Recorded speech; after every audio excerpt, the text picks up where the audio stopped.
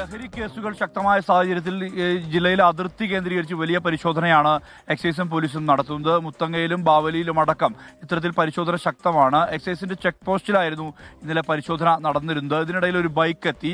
ഈ ബൈക്ക് ഓടിച്ചിരുന്നയാൾ ഹൈദർ എന്ന് പറയുന്ന 5-ാം മൈൽ സ്വദേശിയാണ്. ഇയാൾക്ക് പിറകിൽ മറ്റൊരാളും കൂടി ഉണ്ടായിരുന്നു. വാഹനം തടുത്തതിനെ തുടർന്ന് ഇവർ ഇടിച്ചിട്ട് പോവുകയായിരുന്നു. ഇങ്ങനെ സിവിൽ ഓഫീസറായിട്ടുള്ള എക്സൈസ് ഓഫീസറായിട്ടുള്ള ജയ്മോനാണ് പരിക്ക് പറ്റിയിരിക്കുന്നത്. അതായത് ഈ ഇടിയുടെ ആഘാതത്തിൽ ഇദ്ദേഹം മറിഞ്ഞ് വീഴുകയായിരുന്നു. ഉടൻ തന്നെ മറ്റ് ഓഫീസർമാരെത്തി. ഇതിനുശേഷം ഈ ബൈക്ക് നേരെ ചീറിപ്പാഞ്ഞ് പോവുകയാണ് ഉണ്ടായതെന്നുള്ളതാണ് പറയപ്പെടുന്നത്. ഇതേ തുടർന്ന് പിന്നീട് ഇദ്ദേഹത്തിന് ഗുരുതരമായി പരിക്കേറ്റു എന്നുള്ള കാര്യത്തിൽ വ്യക്തത വന്നു. താടിയലിന് പരിക്കുണ്ട്, 3 പല്ലുകൾ നഷ്ടപ്പെട്ടിട്ടുണ്ട്, മുഖത്ത് ആകമാനം പരിക്കേറ്റ സ്ഥിതിയാണുള്ളത്. ആദ്യം മാനന്തവാടിയിലേക്ക് എത്തിച്ചു, അതിനുശേഷം അവിടെ നിന്നും നേരെ സ്വകാര്യ മെഡിക്കൽ കോളേജിലേക്ക് മാറ്റുകയാണ് ഉണ്ടായിട്ടുള്ളത്. അദ്ദേഹത്തിന്റെ ആരോഗ്യനില തൃപ്തികരം എന്നുള്ള തരത്തിലുള്ള വിവരമാണ് നമുക്ക് ലഭ്യമാവുന്നത്.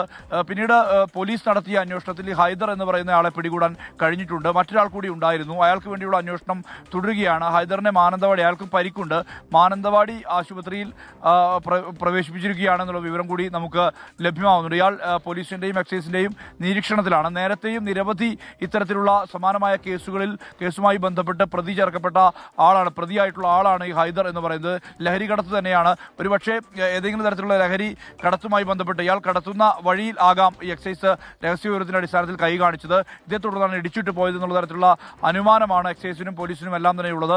ഇയാളെ വിശദമായി ചോദ്യം ചെയ്തു വരികയാണ്.